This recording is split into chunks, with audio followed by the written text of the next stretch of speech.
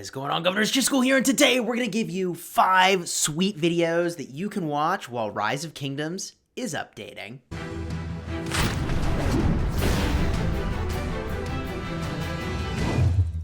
Hello my friends and welcome back. We thought you'd give you some recommendations for what you can go watch and enjoy while Rise of Kingdoms is patching. There's a lot that I'm looking forward to in this upcoming patch. Presumably there'll be some new legendary commanders coming into the game to replace Guan and Leonidas on the Mighty Governor and Wheel of Fortune. We'll see. We'll cover all of that stuff when it goes live, which should be very soon from when this video has actually launched.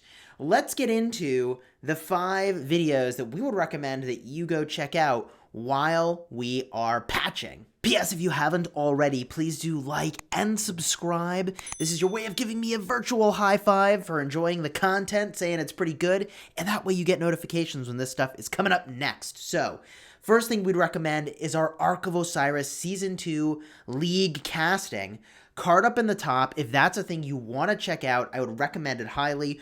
We are super high energy, super hyped. We're going to give you all the good stuff.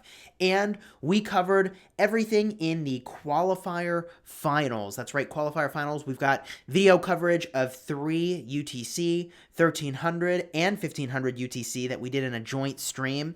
So there, right alone there, you've got at least 4 hours of streaming that you can watch and enjoy. And there are generally fewer ads in the live streams, so you can kick back, enjoy watching that. You watch as I sort of cruise through the Q&A, answer some common questions, and also cast the heck out of some really sweet matches. We ourselves made it to the finals. We were able to win our matchup.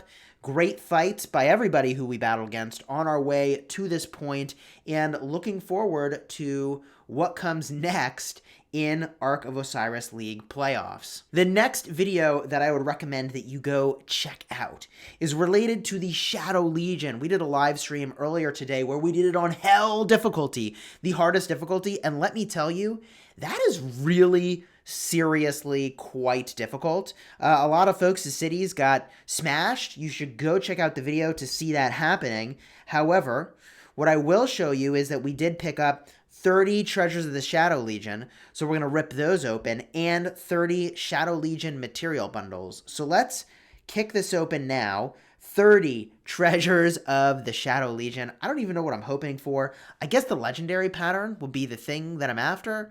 Let's see what we get here. We've got 20 Windswept Bracers.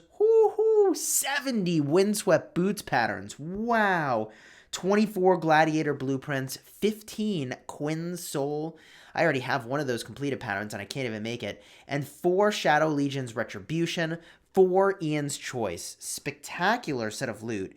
That is pretty incredible. We'll have to see how many of the Windswept set that we can actually make at this point. Before we go get a look at how much of the Windswept set we can make, let's rip open all 30 of these Shadow Legion material bundles. The more rare the material we get, the better the pull actually was. So let's see what we get. Boom. Okay, 30 silk, 40 leather, 5 blue stone, blue silk and the leather, 20 feathers, 10 animal bones, 10 elite crystals, that's the blue ones, 10 advanced, 60 green stones, and 50 ebony. I mean, this helps as we make our way towards Skolas' lucky coin. We actually are pretty sure that we could go and craft that now if we wanted. The only reason we have not is we're waiting to see what these new commanders are and how they change things up. So I would recommend you do the same with your big investments. Hold off on making those until we see how things have changed. You can see here we already have 3 pairs of boots and 2 gloves that we could go and make. We may almost be at the point where we can start to like craft and destroy just to get the special talent here, which is kind of remarkable. We can combine another Quinn's Soul.